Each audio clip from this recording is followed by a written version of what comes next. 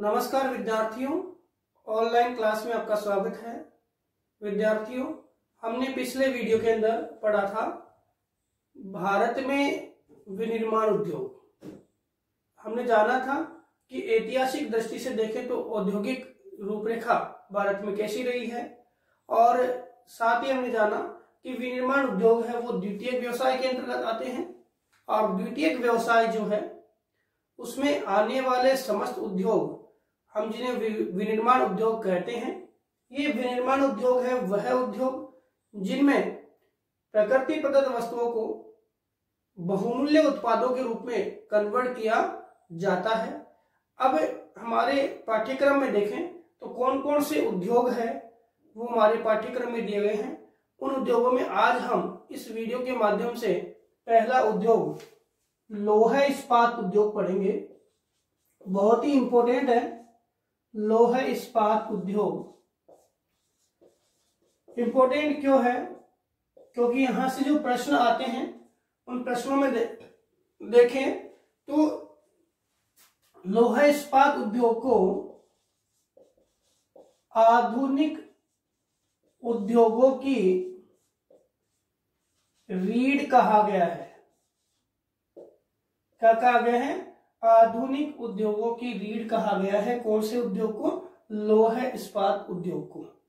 कैसे कहा गया है?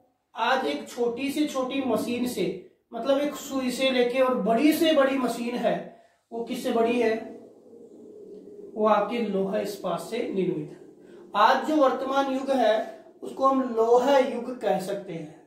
ये पहले प्राचीनतम युगों में ताम्र युग है, कांस्य युग है, वैसे आज जो युग है वो कौन सा है? लोहा युग है। एक प्रश्न आपके काफी बार एग्जाम में पूछ लिया गया कि लोहा इस्पात उद्योग को हम आधारभूत या मूलभूत उद्योग को कहते हैं।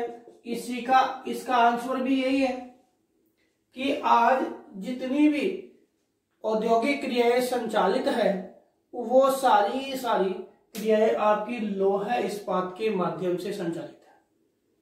लोहा इस्पात की मशीनें हैं वो समस्त क्षेत्रों में क्या कर रही है? बहुत सारी वस्तुओं का निर्माण कर रही है। तो इस आधार पे कह सकते हैं कि सभी उद्योगों के लिए कच्चे माल के रूप में इसको प्रयोग किया जाता है। सभी उद्योगों के लिए कच्चे माल के रूप में इसको प्रयोग किया जाता है, इसलिए इसे हम क्या बोलते हैं? आधारभूत उद्योग। इसी कारण ये क्या है? आधुनिक उद्योगों की रीढ़ किसको कहा जाता है? लोहा इस्पात उद्योग को कहा जाता है। तो ये बात समझ में आ गई कि दो प्रश्न आपके सामने हैं। ये 2 नंबर का प्रश्न आ चुका है। आधारभूत उद्योग या मूलभूत उद्योग वो है लोहा इस्पात उद्योग को कहा गया है। क्यों? क्योंकि यह कच्चे माल के रूप में समस्त उद्योगों में प्रयुक्त होता है। इस कारण से इसे क्या बोलते हैं? हम आधुनिक उद्योगों की रीढ़ भी कहते हैं, और साथ ही साथ हम इसे आधारभूत या मूलभूत उद्योग भी कहते हैं। अब हम बात करें कि साहब लोहा इस्पात उद्योग है वो किस प्रकार से लोहा इस्पात का निर्माण करता है। तो लोहा इस्पात के निर्माण के लिए सबसे पहले हमें आवश्यकता किसकी है? लोहा अयस्क की। किसकी आवश्यकता है? लोहा अयस्क की। और लोहा अयस्क जो है इसको हम पिघलाएंगे। क्या करेंगे? पिघलाएंगे। और किसमें पिघलाएंगे? जोखा भट्टियों में, कार्बन कोक भट्टियों में इसको हम पिघलाएंगे, और पिघला करके हम क्या प्राप्त करेंगे? Pig iron. क्या प्राप्त करेंगे? पिग आयरन यानी कच्चा लोहा। क्या प्राप्त करेंगे? कच्चा लोहा प्राप्त करेंगे। ये कच्चा लोहा है जिसमें क्या होता है? सारी अशुद्धियां है वो अयस्क से निकाल ली जाती है, और फिर हम क्या प्राप्त करते हैं? शुद्ध लोहा प्राप्त कर लेते हैं। तो सबसे पहले लोहा इस्पात के लिए हम क्या करेंगे? शुद्ध लोहा प्राप्त करेंगे। अब इस शुद्ध लोहे में हम जो मैग्नीज क्या मिलाएंगे, मैग्नीज मिलाएंगे, क्या मिलाएंगे, मैग्नीज मिलाएंगे, और मैग्नीज मिला करके हम इस शुद्ध लोहे में क्या मिलाएंगे, मैग्नीज, और मैग्नीज मिला करके हम किसकी प्राप्ति कर लेंगे, लोहा इस्पात की प्राप्ति कर लेंगे। किसकी प्राप्ति करेंगे, लोहा इस्पात की प्राप्ति करेंगे। अब मटेरियल की बात करें तो एक टन अगर लोहा इस्पात हम बनाना चाहें तो हमें लगभग 1.5 टन क्या चाहिए, लोहा अयस्क चाहिए। क्या चाहिए, 1.5 टन हमें क्या चाहिए, लोहा अयस्क। कितना, 1.5 टन लोहा अयस्क चाहिए। साथ ही साथ हमें क्या चाहिए, 1.4 टन कोयला चाहिए। क्या चाहिए, 1.4 टन क्या चाहिए, कोयला। 0.3 टन हमें क्या चाहिए, चूना पत्थर चाहिए, चूना पत्थर चाहिए। क्यों, क्योंकि हम इसको पिघलाएंगे। क्या करेंगे, पिघलाएंगे। इसके अलावा 0.1 टन हमें क्या चाहिए, मैग्नीज चाहिए इस्पात में कन्वर्ट करने के लिए। क्या चाहिए, ये तो पिघलाने के लिए चाहिए, और ये क्या चाहिए, इस्पात में कन्वर्ट करने के लिए चाहिए। और इसके साथ ही 0.1 टन क्या चाहिए, डोलोमाइट चाहिए। डोलोमाइट ये भी लोहे के रूप ही है, तो डोलोमाइट इसमें हमें कितनी चाहिए, 0.1 टन क्या चाहिए, डोलोमाइट चाहिए। तो ये कंटेन है, वो हम मिलाएंगे तो हमें क्या प्राप्त हो जाएगा, 1 टन लोहा इस्पात प्राप्त हो जाएगा। तो लोहा इस्पात बनाने की प्रक्रिया क्या है, सबसे पहले लोहा इस्क लिया, उसको क्या किया, पिघलाया, कोयला, कार्बन, ये चूना पत्थर, कार्बन कोक की उपस्थिति में पिघलाने के बाद ये हमें कच्चा लोहा प्राप्त हुआ। कच्चा लोहा है, उसमें क्या मिला दिया, मैग्नीज ये मिला दिया, और हमें क्या प्राप्त हो गया, लोहा इस्पात प्राप्त हो गया। तो ये आपकी निर्माण प्रक्रिया, ये भी आपके एग्जाम में 2 नंबर का या 3 नंबर का प्रश्न से आ सकता है। निर्माण प्रक्रिया में कौन कौन से कंटेन आपके काम में आते हैं, कौन सी भट्टियों में कार्बन को जो कोक के माध्यम से जोका भट्टियां है, या आपके इलेक्ट्रिक जो भट्टियां है, ठीक है, और या वात भट्टियां जो है, उनमें इनको पिघलाया जाता है। अब हम बात करें कि लोहा अयस्क का भारतीय इतिहास कैसा है, कि सॉरी लोहा इस्पात उद्योग का भारतीय इतिहास कैसा है। फिर इसके बाद हम पढ़ेंगे कि भारत में कौन कौन से संयंत्र इसके लगाए गए हैं। आज इस वीडियो के माध्यम से हम सबसे पहले भारत में लोहा अयस्क के इतिहास को देखते हैं कि किस प्रकार से लोहा इस्पात उद्योग की भारत में स्थापना हुई, और कैसे कैसे कौन कौन से संयंत्र इसमें लगाए गए। इससे पहले हम देखें कि भारत का ऐतिहासिक स्वरूप भी बताता है कि भारत जो है वो प्राचीन काल से लोहा इस्पात का निर्माण करता था। लोहा इस्पात का निर्माण करता था। इसमें आपकी कुछ साक्ष्यों में देखें तो सीरिया की राजधानी है दमिश्क। सीरिया की राजधानी कौन सी है, दमिश्क। इस दमिश्क नगर में, कौन से नगर में, दमिश्क नगर में जो तलवारें मिली, वो तलवारें किस लोहे इस्पात की है, भारतीय लोहे की, भारतीय लोहे इस्पात की। किसकी है, भारतीय लोहे इस्पात की है। इसके अतिरिक्त देखें तो अगरिया जनजाति या अगरिया जाति जो है, इस अगरिया जाति के द्वारा लोहा इस्पात का निर्माण किया जाता था, इसलिए इसको लोहा इस्पात निर्माणक जाति कहा गया। अच्छी क्वालिटी का लोहा इस्पात ये जाति बनाया करती थी। और अन्य उदाहरणों में देखें तो कुतुब मीनार नाम सुना है, दिल्ली में सबसे ऊंची जो ईंटों से बनी हुई दीवार है, जिसका निर्माण कुतुबुद्दीन ऐबक ने करवाया। इस कुतुब मीनार के पास एक लोहा स्तंभ है। क्या है, लोहा स्तंभ है, और ये लोहा स्तंभ लगभग 1700 वर्ष पुराना है। इसका निर्माण 395 से 412 ईस्वी के बीच विक्रमादित्य, चंद्रगुप्त विक्रमादित्य ने करवाया।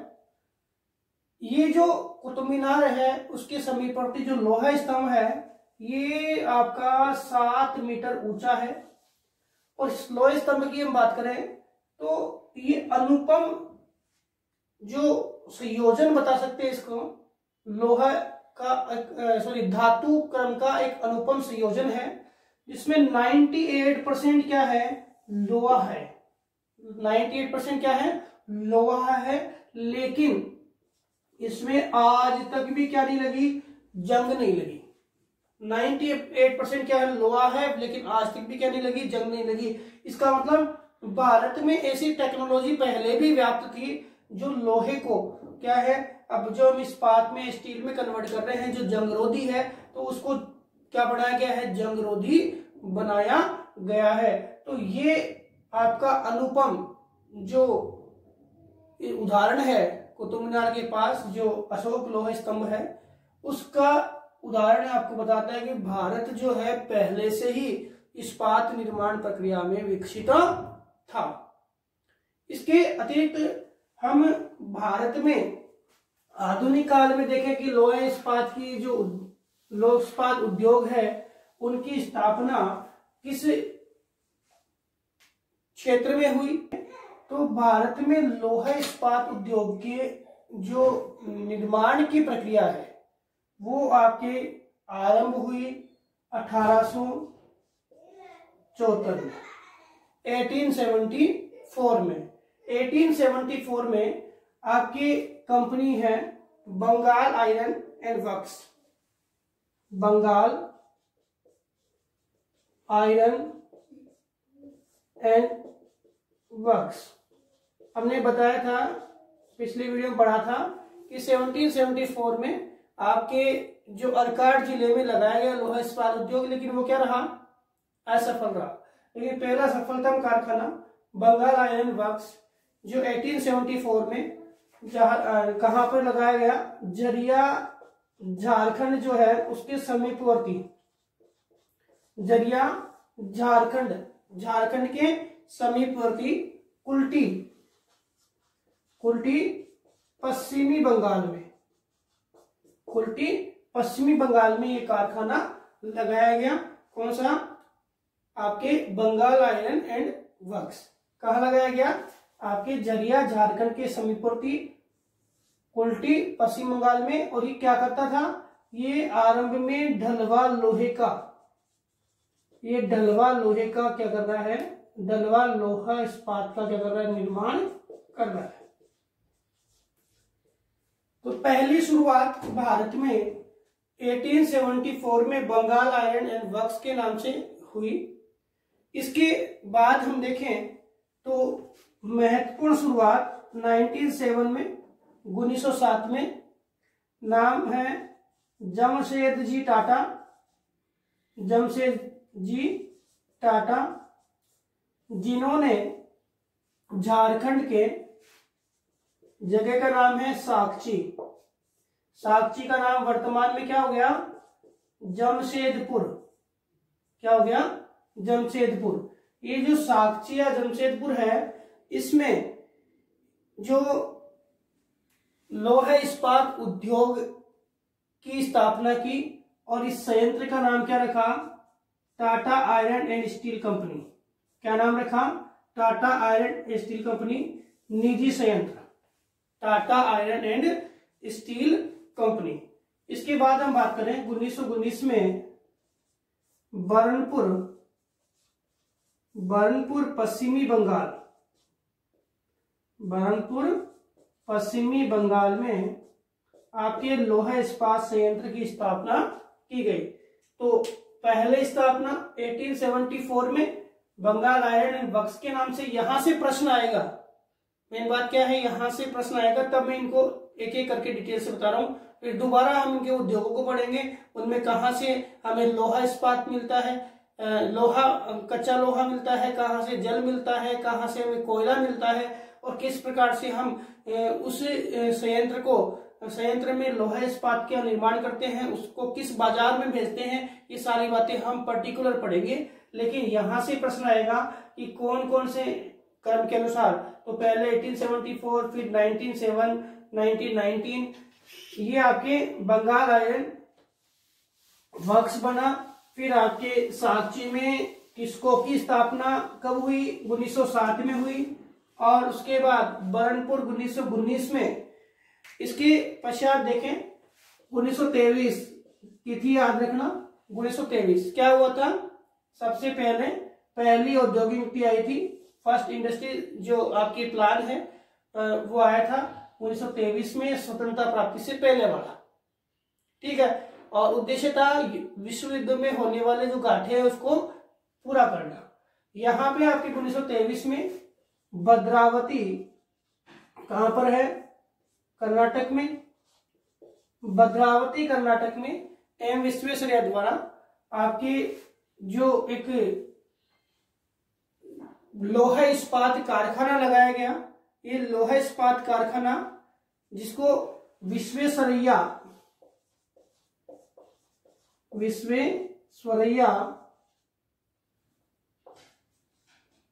लोहा इस्पात संयंत्र के नाम से जानते हैं।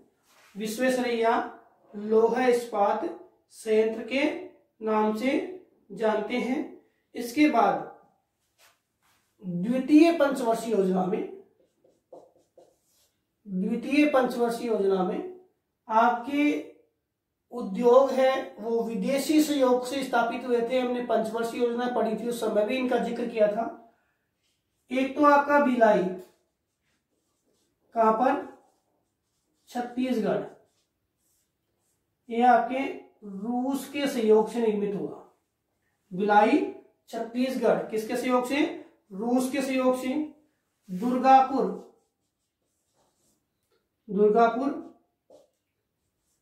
पश्चिमी बंगाल, ये आपके ब्रिटेन के सहयोग से। ये सहयोग वाला बिल्कुल ध्यान देना, कौन सा किसके सहयोग से निर्मित हुआ था, क्योंकि सहयोग से प्रश्न आ जाता है, मैच भी करवा सकता है। तो ब्रिटेन से कौन सा हुआ? दुर्गापुर। और फिर है राउरकेला कहाँ है? उड़ीसा। और ये किसके सहयोग से हुआ? पश्चिमी जर्मनी। तो द्वितीय पंचवर्षीय योजना में आपके ये लोहा इस्पात संयंत्र है वो निर्मित किए गए। ठीक है। इसके अलावा हम देखें कि 1936 में ये दे गया कि 1936 में आपके कुल्टी और हीरापुर, कुल्टी पहले बन गया था 1874 में, और हीरापुर, इन संयंत्रों को मिलाया गया और किसकी स्थापना हुई? आपके Indian iron and steel company यानी इसको की स्थापना हो गई। किसकी हो गई? इसको की स्थापना हो गई। लास्ट में 1953 में इसको में क्या मिला दिया गया? 1953 में इसको में देखो बरनपुर बना था 1919 में, उसको भी क्या है 1874 में कुल्टी बना, 36 में हीरापुर को मिला लिया, और आपके 1919 में बरनपुर बना था, इसको भी किसमें मिला दिया? इसको में मिला दिया। तो कुल्टी, हीरापुर और बरनपुर, ये आपके तीन संयंत्र हो गए। कुल्टी, हीरापुर और बरनपुर, ये तीन संयंत्र हो गए किसके? इसको के। और ये अभी कार्यरत है, तीनों संयंत्र है वो कार्यरत है, अलग अलग कार्य ये करते हैं जिनको हम डिटेल से आगे पढ़ेंगे। अब हम बात करते हैं कि 1953 तक हम आ गए। द्वितीय पंचवर्षीय योजना में आपके ये उद्योग निर्मित हुए। इसके बाद आपकी चौथी पंचवर्षीय योजना है, उसमें जो उद्योग निर्मित हुए उसमें एक तो है बोकारो, ये रूस के सहयोग से हुआ। रूस के सहयोग से भिलाई और बोकारो, दो किसके सहयोग से हुए? रूस के सहयोग से। इसके अलावा इसमें सलेम या सेलम भी कह सकते हो, सेलम तमिलनाडु, सेलम तमिलनाडु के अलावा देखें तो विजयनगर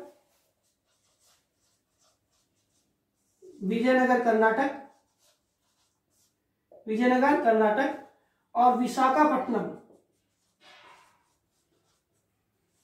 विजाग के नाम से आंध्र प्रदेश। यह है लोहा इस्पात संयंत्र स्थापित किए गए। कौन सा?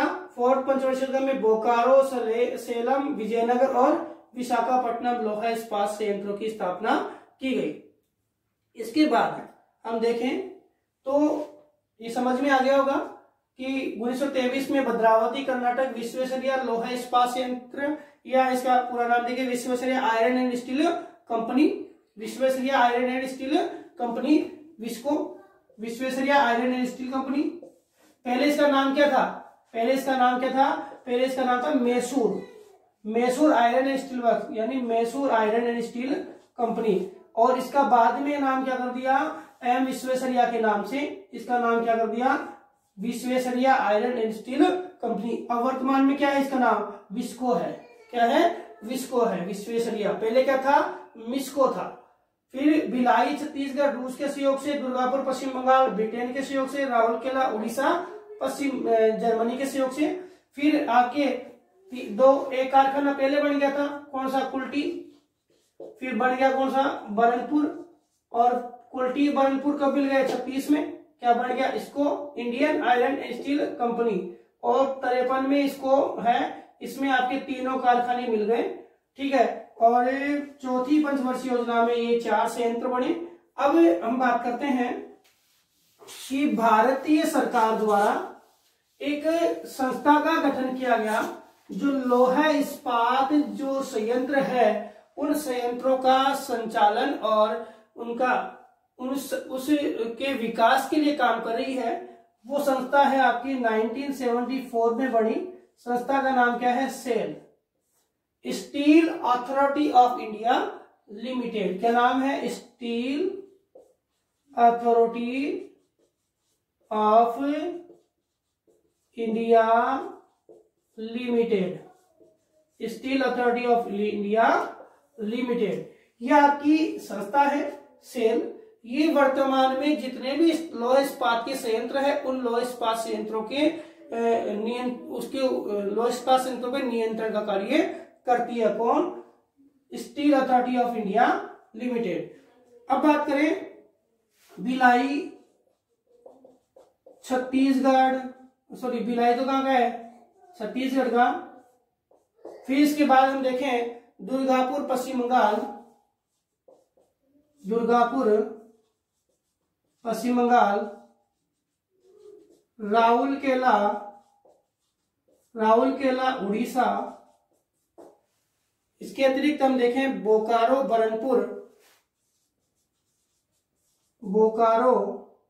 और बरनपुर में इसको आ गया पूरा।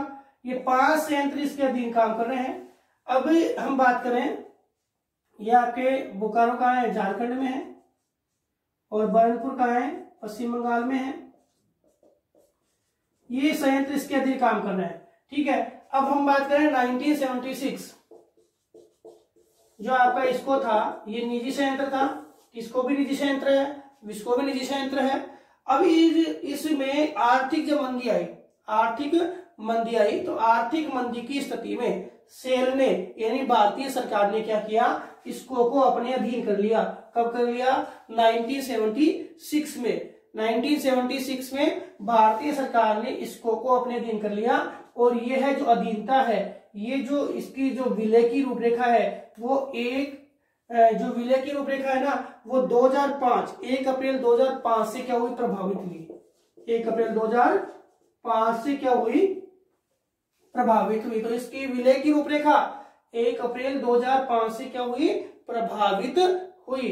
कब विलय किया? 1976 में। किसने? आपके सेल ने। तो ये सेल के अधीन हो गया। जैसे बरनपुर है तो बरनपुर इसका ही है, कुल्टी, बुआर और आपके हीरापुर ये आपके इसी का है।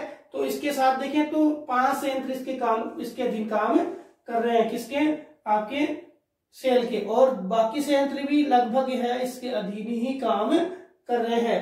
अब हम बात करें कि भारत जो है उसमें ये रूपरेखा जो लोहा इस्पात उद्योग के विकास के लिए काम कर रही है, लेकिन जो लोहा इस्पात उद्योग निर्मित हुए हैं वो कच्चे माल के आधार पर है। और कच्चा माल है वो कौन कौन से क्षेत्रों से प्राप्त होता है, उन्हीं के आधार पर उन उद्योगों को क्या है डिवाइड किया गया है। जैसे सबसे पहले हम बात करें कोयला आधारित उद्योग, जहां पे कोयला मिलता है, कोयले के समीपवर्ती क्षेत्रों में कोयले के आधार पर उनको स्थापित किया गया है। क्योंकि लोहा इस्पात उद्योग है एक तो भारी धात्विक उद्योग है, पहली बात। दूसरा कैसा है, भार ह्रास वाला उद्योग है, ठीक है। तो इसके कारण इस उद्योग को उन्हीं क्षेत्रों में स्थापित किया जाएगा जहां पे क्या मिलेगा आपको, कच्चा माल मिलेगा, क्या मिलेगा आपको, शक्ति के स्रोत मिलेंगे, और क्या मिलेगा, बाजार मिलेगा। उन्हीं क्षेत्रों में स्थापित किया जाएगा, सस्ते श्रमिक मिलेंगे, उन्हीं क्षेत्रों में स्थापित किया जाएगा। तो कोयला आधारित जो उद्योग है वो कौन कौन से हैं, उसमें आपके नाम आता है बरनपुर पश्चिम बंगाल, हीरापुर, कुल्टी, ये तीनों है कोयला आधारित संयंत्र है पश्चिम बंगाल के। दुर्गापुर पश्चिम बंगाल, और बोकारो ये आपके झारखंड का है, ये आपके झारखंड। और बाकी सारे किसके हैं, ये सारे किसके हैं, वेस्ट बंगाल के। ये कोयला आधारित संयंत्र है। कभी क्वेश्चन आ जाए कोयला आधारित संयंत्र कौन कौन से, तो ये आपके क्या है, कोयला आधारित संयंत्र है। अब जो संयंत्र लोहा अयस्क के समीप है, लोहा अयस्क के समीप है, उन संयंत्रों में बात करें तो आपके भिलाई छत्तीसगढ़, भिलाई कहाँ है, छत्तीसगढ़ में है। राउरकेला कहाँ है, उड़ीसा में है। राउरकेला कहाँ है, उड़ीसा में है। इसके अलावा भद्रावती कहाँ है, कर्नाटक में है। इसके अलावा सलेम कहाँ है या सेलम कहाँ है, तो तमिलनाडु में है।